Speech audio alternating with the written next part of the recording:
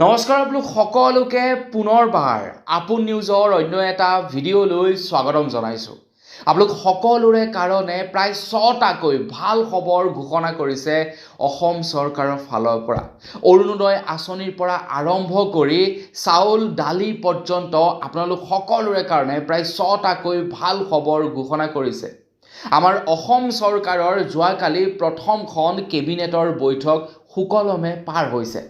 আৰু অসম কেবিনেটৰ প্ৰথমখন বৈঠকতে আপোনালোক সকলোৰে কাৰণে কেইবাটাও ভাল খবৰ ঘোষণা কৰিছে। তো আপোনালোক সকলোৰে কাৰণে ঘোষণা কৰা সেই ভাল খবৰ কেইটানো কি মই আজি আপোনালোকক সেই সম্পৰ্কত আজিৰ এই ভিডিঅ'টোত জনাম। তো ভিডিঅ'টো প্ৰথমৰ পৰা শেষলৈকে চাই থাকিব। মই শ্ৰীপানে গগৈ আপোনালোকে চাই আছে আপোন নিউজ। আহক আৰম্ভ কৰোঁ আজিৰ ভিডিঅ'। আগবাইছোঁ আজি খবৰ কেইটাৰ ফালে। খবৰ কেইটা দিয়াৰ আগতে আপোনালোক সকলোকে সৰুকৈ এটা অনুৰোধ, যদি খবৰ কেইটা চাই ভাল পায় তেন্তে লাইক এটা কৰিবলৈ কিন্তু নাপাহৰিব। আৰু চেনেলটো যদি এতিয়ালৈকে ছাবস্ক্ৰাইব কৰা নাই তেনে চেনেলটো ছাবস্ক্ৰাইব কৰি ল'ব, যাতে এনেধৰণৰ খবৰবিলাক আপোনালোকে নিতৌ এই চেনেলটোত চাই থাকিবলৈ পায়। আগবাঢ়িছোঁ আজিৰ প্ৰথমটো ভাল খবৰৰ ফালে। প্ৰথম ভাল খবৰ ওলাই পৰিছে অৰুণোদয় আঁচনি ৰেচন কাৰ্ডৰ ওপৰত। তো আপোনালোকেতো এই মাহত আপোনালোকে চাউল দালি চাউলটো পাইছে, দালি চেনি নিমখ সেইবিলাকতো আপোনালোকে নাপালে। এতিয়ালৈকে আপোনালোকে অৰুণোদয় আঁচনিৰ পইচাওতো পোৱা নাই। তো অসম চৰকাৰে ঘোষণা কৰিছে আগষ্ট মাহৰ 1 তাৰিখৰ পৰা আপোনালোকে লাভ কৰিব চেনি দালি নিমখ উজ্জ্বলা আঁচনিৰ গেছ আৰু লগতে অৰুণোদয় আঁচনিৰ পইচা। অৰুণোদয় আঁচনিৰ পইচা আপোনালোকে 1 আগষ্টৰ পৰাহে হয়তো লাভ কৰিবগৈ, তাৰ পূৰ্বে আপোনালোকে লাভ নকৰিব। যিমান কেইখন চৰকাৰী আঁচনি আছে গোটেইকেইখন চৰকাৰী আঁচনিৰ সুবিধা আপোনালোকে 1 আগষ্টৰ পৰা লাভ কৰিব। যিহেতু অসমত নতুন চৰকাৰ গঠন হৈছে, পূৰ্বৰ যিখন চৰকাৰ আছিলে পূৰ্বৰ চৰকাৰখনে মে' মাহলৈকে বাজেট ধাৰ্য কৰিছিলে আৰু জুন মাহৰ পৰা সকলোবিলাক আঁচনিয়েই বন্ধ হৈ আছে। তো আগষ্ট মাহলৈকে আপোনালোকে একো আঁচনিৰ সুবিধাই নাপাব, কিন্তু আগষ্টৰ 1 তাৰিখৰ পৰা আপোনালোকে সকলোবিলাক আঁচনিৰ সুবিধা লাভ কৰিব। তো আপোনালোকে কোন আঁচনিৰ সুবিধা লাভ কৰে, কোনখন আঁচনিৰ সুবিধা আপোনালোকে লাভ নকৰে কমেণ্ট ছেকশ্যনত জনাবলৈ কিন্তু নাপাহৰিব। আৰু খবৰকেইটা যদি চাই ভাল লাগে লাইক এটা কৰি থৈ যাব। আগবাঢ়িছোঁ ইয়াৰ পাছৰটো ভাল খবৰ ফালে। এইখিনিতে খবৰ ওলাই পৰিছে 5 জুন তাৰিখৰ দিনাখন দাম কমিলে পেট্ৰলৰ। এতিয়া আপোনালোকে 82 টকাতে লাভ কৰিব পেট্ৰল। প্ৰায় 25 টকা দাম কমি গৈছে পাৰ লিটাৰ পেট্ৰলৰ দাম। কিন্তু দুৰ্ভাগ্যবশতঃ সেই কম দামী পেট্ৰল আপোনালোকে আপোনালোকৰ বাইকত বা আপোনালোকৰ গাড়ীসমূহত ভৰাব নোৱাৰিব। এইটোত আমাৰ কাৰণে খুবেই দুখজনক কথা। পেট্ৰলৰ দাম কমিছে কিন্তু সেই পেট্ৰল আমি আমাৰ গাড়ীত বা আমাৰ বাইকত ভৰাব নোৱাৰিম। 5 জুন তাৰিখৰ দিনাখন মুকলি কৰা হ'ল 85% ইথনেল মিক্স কৰা পেট্ৰল। আমি বৰ্তমান যিবিলাক পেট্ৰল ব্যৱহাৰ কৰি আছোঁ, যিবিলাক ডিজেল ব্যৱহাৰ কৰি আছোঁ, তাত 20% ইথানল মিক্স কৰা হয় আৰু বাকী 80% পেট্ৰল থাকে, 20% ইথানল থাকে। কিন্তু 5 জুন তাৰিখৰ দিনাখন মুকলি কৰিছে 85% ইথানল মিক্স কৰা পেট্ৰল, য'ত নেকি কেৱল 15%হে পেট্ৰল থাকিব, বাকী 85% ইথানল থাকিব। কিন্তু সেই পেট্ৰল আমাৰ গাড়ীসমূহত ভৰাব নোৱাৰিম। আমাৰ গাড়ীৰ ইঞ্জিনসমূহে কেৱল 20% ইথানলতহে গাড়ী চলি থাকিব পাৰে। আমাৰ ইঞ্জিনসমূহে কেৱল 20% ইথানল আৰু 80% পেট্ৰলৰ সংমিশ্ৰণৰ দ্বাৰা যি ইন্ধন প্ৰস্তুত হয় সেই ইন্ধনৰ দ্বাৰাহে চলিব পাৰে আমাৰ গাড়ীসমূহ। কিন্তু 85% ইথানলৰ দ্বাৰা আমাৰ গাড়ীবিলাক নচলে। তো সেইবাবে আমি আমাৰ গাড়ীবিলাকত ভৰাব নোৱাৰিম। কিন্তু নতুন যিবিলাক গাড়ী এতিয়াৰে পৰা আহিব সেই গাড়ীসমূহত 85% ইথানলৰ দ্বাৰা ইন্ধনৰ দ্বাৰা চালিত গাড়ীসমূহ আহিব আৰু তেতিয়া আপোনালোকে কম দামতে পেট্ৰলসমূহ লাভ কৰিব। আগবাঢ়িছোঁ ইয়াৰ পাছৰটো ভাল খবৰ ফালে। ইয়াৰ পাছৰ ভাল খবৰটো ওলাই পৰিছে ডিব্ৰুগড়বাসীৰ বাবে।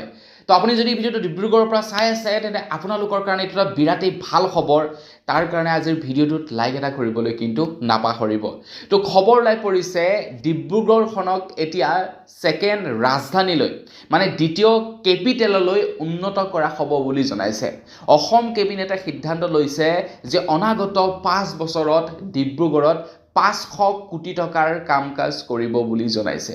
ডিব্ৰুগড়ৰ আন্তঃগাঁথনি উন্নত কৰিবৰ কাৰণে 500 কোটি টকাৰ পেকেজ আগবঢ়াইছে অসম চৰকাৰৰ ফালৰ পৰা তো দিছপুৰৰ পাছত এতিয়া ডিব্ৰুগড়খন হ'ব ছেকেণ্ড কেপিটেল অফ আছাম মানে অসমৰ দ্বিতীয় ৰাজধানী হ'ব এতিয়া ডিব্ৰুগড় তো ডিব্ৰুগড় এনেও যথেষ্ট পৰিমাণৰ উন্নত তো আৰু উন্নত হ'ব এতিয়া ডিব্ৰুগড়খন আৰু ডেভেলপ হ'ব তো ডিব্ৰুগড়ত আৰু কৰ্ম সংস্থাপন ওলাব কৰ্মৰ সুযোগ ওলাব গতিকে আপুনি ভিডিঅ'টো ক'ৰ পৰা চাই আছে কমেণ্ট ছেকশ্যনত জনাব যদি ডিব্ৰুগড়ৰ পৰা চাই আছে লাইক এটা কৰি থৈ যাব আগবাইছো ইয়াৰ পাছৰটো ভাল খবৰ ফালে খবৰ ওলাই পৰিছে এতিয়াৰে পৰা আপোনালোকৰ সমষ্টিসমূহ অধিক উন্নত হ'ব বুলি খবৰ ওলাই পৰিছে এতিয়া বিধায়ক পুঁজিৰ পৰিমাণ 1.5 কোটি টকালৈ বৃদ্ধি কৰিছে আগতে 1 কোটি আছিলে বিধায়ক পুঁজি এতিয়া 1.5 কোটি টকালৈ বৃদ্ধি কৰিছে বিধায়ক পুঁজি আৰু 27-28ৰ যি বাজেট ঘোষণা হ'ব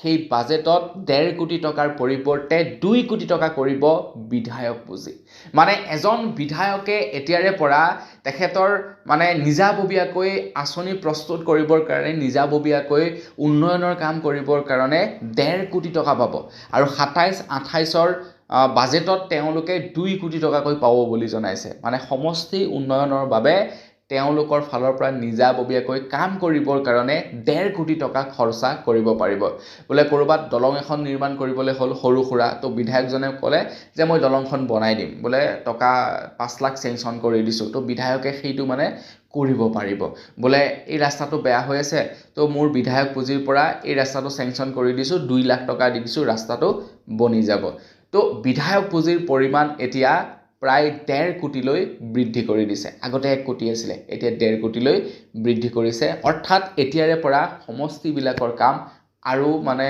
ক্ষিপ্ৰগতিত হ'ব সমষ্টি উন্নয়নৰ কাম এতিয়া অধিক ক্ষিপ্ৰগতিত হ'ব আগবাইছো ইয়াৰ পাছৰটো খবৰ ফালে ইয়াৰ পাছৰটো ভাল খবৰ ফালে ইয়াৰ পাছৰ ভাল খবৰটো ওলাই পৰিছে আসাম গ্ৰামীণ বিকাশ বেংকৰ ওপৰত তো আসাম গ্ৰামীণ বিকাশ বেংকে ঘোষণা কৰিছে যে আসাম গ্ৰামীণ বিকাশ বেংকে এতিয়া এবছৰৰ বাবে ফিক্স ডিপজিট কৰিব পৰা স্কিম মুকলি কৰিছে বুলি আসাম গ্ৰামীণ বিকাশ বেংকে জনাইছে মানে আমি পইচাবিলাক ফিক্স ডিপজিট বাকি বেংকবিলাকত মানে বহু দীঘলীয়া সময়ৰ বাবে কৰিব লাগে কিন্তু আসাম গ্ৰামীণ বিকাশ বেংকে কৈছে যে আপোনালোকে এতিয়া কেৱল এবছৰৰ কাৰণে ফিক্স ডিপজিট কৰিব পাৰিব আৰু তাত আপোনালোকে 6.78% ৰেট অফ ইন্টাৰেষ্ট লাভ কৰিব বুলি জনাইছে মানে আপোনালোকে 1 লাখ টকা এটা যদি আসাম গ্ৰামীণ বিকাশ বেংকত 1 বছৰৰ কাৰণে ফিক্স ডিপ কৰে অলমোষ্ট আপোনালোকে 10,000ৰ ওচৰা-ওচৰি আপোনালোকে ইন্টাৰেষ্ট লাভ কৰিব মানে প্ৰায় 6,000-7,000 মান টকা আপোনালোকে ইন্টাৰেষ্ট লাভ কৰিব তো আসাম গ্ৰামীণ বিকাশ বেংকে এইটো এটা ফেচিলিটি আগবঢ়াইছে 1 বছৰৰ কাৰণে ফিক্স কৰিবৰ বাবে তো আপোনাৰো যদি ফিক্স কৰিব লগা আছে আসাম গ্ৰামীণ বিকাশ বেংকত কৰিব পাৰে আগবাইছো একেবাৰে শেষৰটো ভাল খবৰ ফালে অসম কেবিনেটে সিদ্ধান্ত লৈছে যে আমাৰ অসমৰ প্ৰত্যেকখন ডিস্ট্ৰিক্টত এতিয়া মেডিকেল কলেজ হ'ব ইঞ্জিনিয়াৰিং কলেজ হ'ব আৰু ইউনিভাৰ্চিটি হ'ব প্ৰত্যেকখন ডিস্ট্ৰিক্টতে একোখন ইউনিভাৰ্চিটি এখন মেডিকেল কলেজ আৰু লগতে এখন ইঞ্জিনিয়াৰিং কলেজ স্থাপন কৰিব বুলি জনাইছে অসমৰ যিমান কেইখন ডিস্ট্ৰিক্ট আছে প্ৰত্যেকটোখন ডিস্ট্ৰিক্টতে একোখন মেডিকেল কলেজ একোখন ইঞ্জিনিয়াৰিং কলেজ আৰু লগতে এখনকৈ এতিয়াৰে পৰা ইউনিভাৰ্চিটি স্থাপন কৰিব বুলি জনাইছে যাতে ল'ৰা ছোৱালীসকলে ডক্টৰ পঢ়িবৰ কাৰণে বেলেগত যাব লগা নহয় আমাৰ অসমত এতিয়া MBBSৰ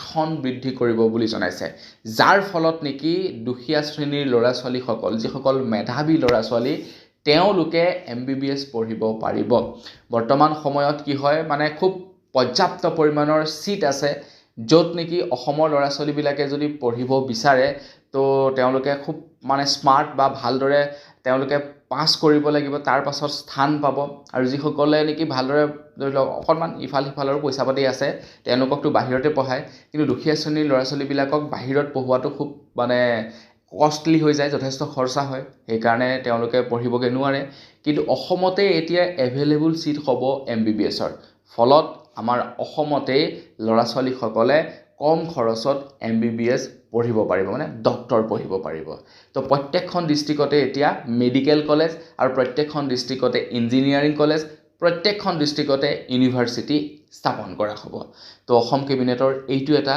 গুৰুত্বপূৰ্ণ সিদ্ধান্ত তো বন্ধুসকল বছ আজিৰ ভিডিঅ'ত জনাবলগীয়া খবৰ ইমানকেইটাই আছিলে খবৰকেইটা জানি কেনে পালে মানে ভাল খবৰকেইটা জানি কেনে পালে কমেণ্ট ছেকশ্যনত জনাব যদি ভাল লাগিলে লাইক এটা কৰি দিব চেনেল যদি ছাবস্ক্ৰাইব কৰা নাই ছাবস্ক্ৰাইবটো কৰি ল'ব পুনৰ এটা ভিডিঅ' লগ পোৱাৰ সদায় বিদায় মাগিছোঁ ধন্যবাদ জয় অসম